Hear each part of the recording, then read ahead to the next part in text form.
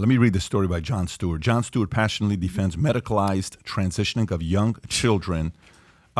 He delved into the national conversation surrounding gender ideology in his latest episode of The Problem with Jon Stweart, and in doing so, he fully endorsed medical gender transition for children and teens. Stewart spoke to Leslie Rutledge, Attorney General for Arkansas. If you've not seen this, I highly recommend seeing this, and went into the interview with the idea that he needed to re-educate her that he was an expert on gender dysphoria and trans youth. Arkansas banned the practice. Stewart believes that those politicians who are interested in protecting children from drugs and surgeries to treat gender dysphoria are the problem and not a medical industry that prescribes Lupron Depot off-label to treat gender dysphoria when the manufacturer does not recommend it for that use. It was developed to treat prostate cancer and is used to chemically castrate sex offenders. The FDA found that drug can cause brain swelling and vision loss. Jed. Yeah, so this is really important to understand because when we talk about the system, this is the next cash cow. This is the next big venture that's going to make the left money.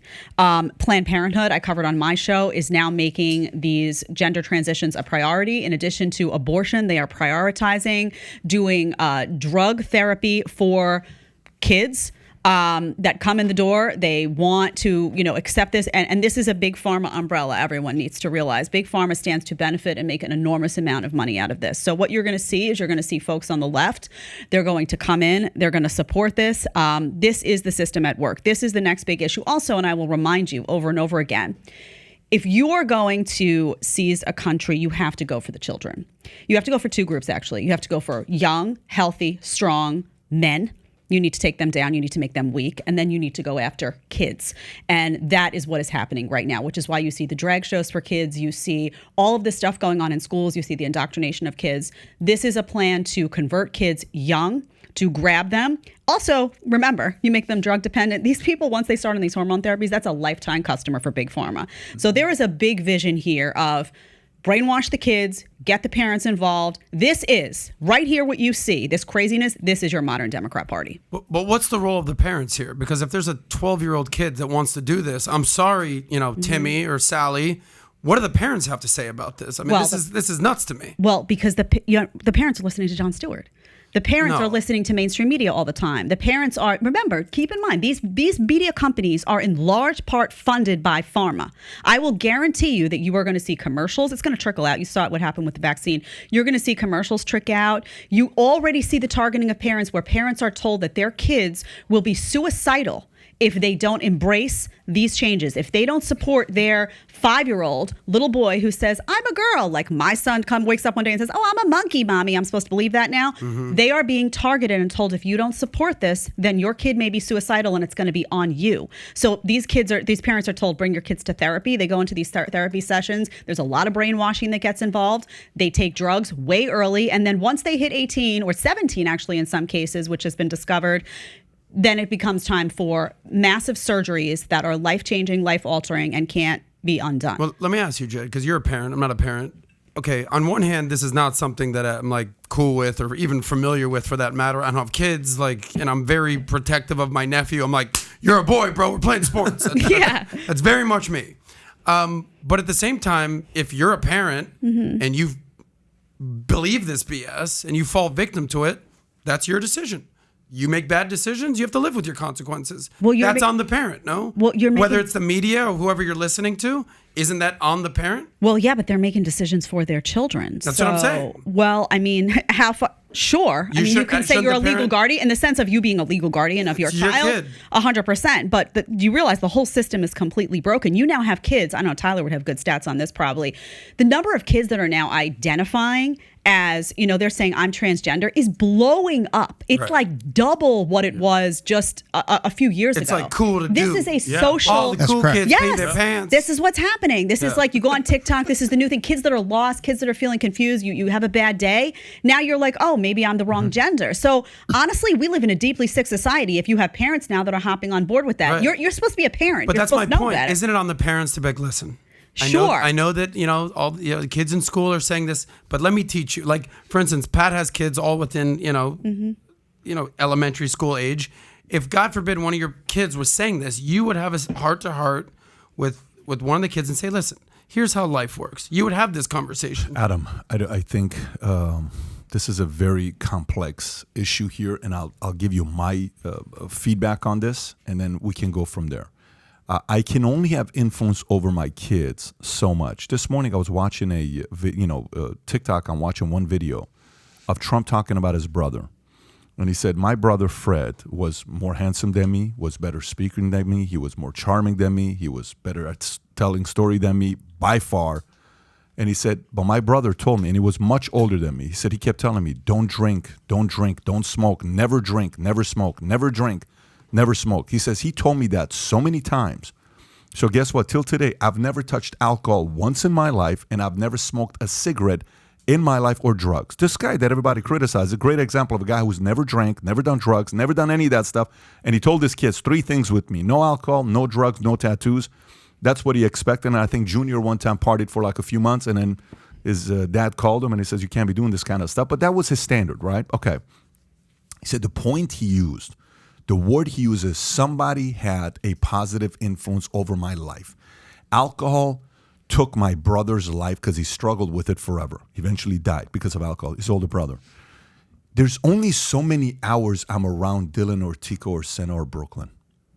I can't be around them 24/7. I can't stop my entire life and be around them. Now, I have the means to do that financially. 99% of people can't just stop everything in their life and say, excuse me, job, I have to go do this. They're going to get fired. It's not fair to them. So imagine if all of a sudden your kids come in, I'm talking about, Mom, I want to go through transgender because I identify this, I want to be that. The parent is helpless.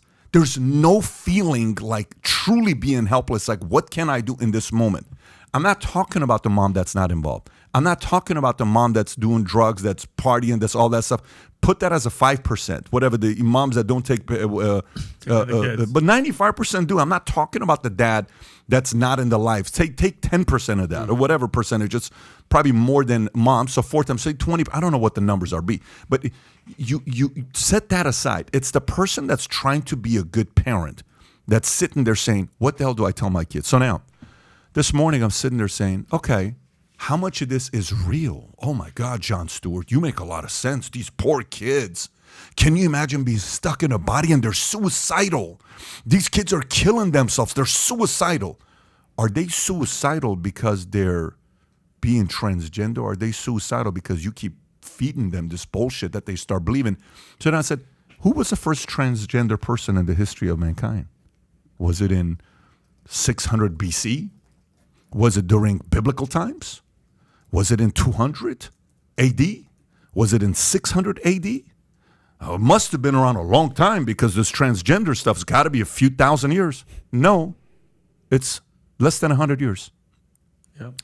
You'll see a couple names. Here's one, Lily Elby, that'll come up. Birth name, Einar Wegener, also spelled Einar, okay? Danish painter who was assigned male at birth. Assigned male, what the hell does assigned male at birth means? Experienced what is now called gender dysphoria, underwent the world's first documented sex reassignment surgery. And how long of a life is that right there? 49 years? What is that? 18 plus 31? 49 years? Okay. Something like that. Less than 49 years. Died at 48 years old. Why would somebody die at 48 years old? I don't know. There's another one that you see a story that comes up. Is another one that's called Michael Dillon. If you look at this one here, Michael Dillon, just type in Michael, Dillon. Michael, Dillon. Dillon. Here's another one that comes up. This is another one that was put transgender in it, so you see it. Just type in transgender. Okay, there you go. First trans man to undergo whatever you call that, phalloplasty. Okay. Dillon was a second child of Robert Arthur Dillon, born heir to Baron, whatever it is Ireland, and his Austrian wife, such and such. You know, Dylan's mother died of, and then boom, this guy wants to become a transgender. So Pat, we're learning something here. This is very new. This is very recent. But what I'm saying to you is, this is this is not real. It's a phenomenon. This is a challenge a person faced, and we don't know to psychoanalyze what this person was going through, mom or dad molesting the kid, or going through uncle or rape, or you don't know the whole shit to say, oh, poor guy went through this. Yes, poor guy may have lived a horrible life. This doesn't mean everybody else that's going through this should say it's okay. So when you say the parents have the consent, so let's just say if a parent says, I want to take my kid's life, and that's the parent's decision, because is that okay? At what point are we drawing the line to say, this doesn't make any sense? I understand this is under the authority of a parent. It just logically and emotionally and common sense, this shit doesn't make sense. So you cannot create this kind of a climate where parents who don't have the means feel helpless, that they can't do nothing. And that's what's going on today. And if there's anything I don't like, is when I see somebody that can't help defend for themselves. I can't stand there and say, oh, you know, it is what it is, bro. The guy's got to do what he's got to do. That's what's happening today to the climate. So parents feel like they have their hands, handcuffs and shackles, and I can't move and do nothing about it. That's a very tough place to be. Yeah, Tom, go ahead. I completely agree with you, Pat. And I think there's two things here that I'm going to talk about. One is repression and one is suggestion. The left really believe that these are suppressed thoughts that are inside us, that we just need to liberate them and make them okay, and all these kids can come out and they can get help and they can get reassigned. What they don't understand is it's really suggestion that's happening in the mind of these kids, and acceptability. If you show, I can do it in 10 minutes, you show praise to a kid for doing something a little off, then they'll do something that's a little off or a little funny, because the kids want the praise of their teachers, of the people around them. So the kids are going to go that way. The left will say, see, they're repressed and now it's coming out because they're being shown it's okay. And you're right. The parents need people in there not to be misappropriating the authority lines in the school that the parents have. And so now what they want to do is, well, then the kid will go down to a counselor at school. We won't tell the parents because we have a moral authority over the parent, because there's a moral imperative to let this kid's repression come out. And they think it's repression. It's really suggestion. And what ends up is the whole left machine comes out on that, leaving the parent helpless. That's what's happening. And it's wrong. And by the way, the stuff Lupron that they're talking about, Lupron was originally brought forth for a thing called precocious puberty, where the pituitary gland starts too early and girls are getting their growth spurt as young as 5 years old. So Lupron was a good drug designed to suppress that. This is something I personally know a lot about. And it helps. Now we're taking this drug and basically using it for gender reassignment is actually a discovered side effect of this drug. And they're like, but wait a minute, look what we can do with it. We can chemically castrate people. We can give it to 12 and 13-year-old girls, suppress the pituitary gland, suppress their development so that we can reassign them as males. This is as bad as the Nazis testing drugs.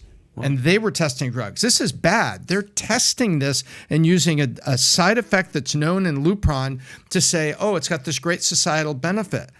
Bull. So they don't have to test this drug. They don't have to go to the FDA because it's already there. So the side effect is going to make them double the money. This drug has been used for precocious. Look it up. It's called precocious puberty. It's a condition in young girls, very young girls. It has a designated effect. It's expensive as hell, by the way. Yeah, I can imagine. It's like $7,000 a quarter. Mm-hmm. So it's $28,000 a year. This stuff is.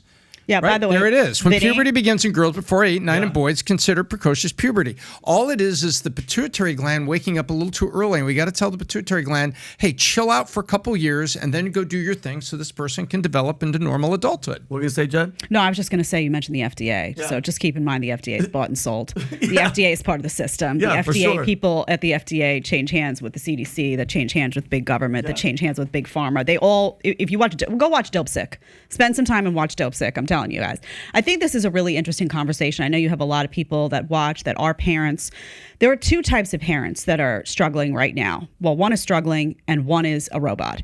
You have parents that have their eyes wide open and are looking at what's going on and see what's going on in schools, and they have their heads on straight. So they see what's happening and they want to do something. But the problem is those kids are in schools all day long, getting indoctrinated. They now go up and Parents don't even know what's going on. Oftentimes the schools will not get consent.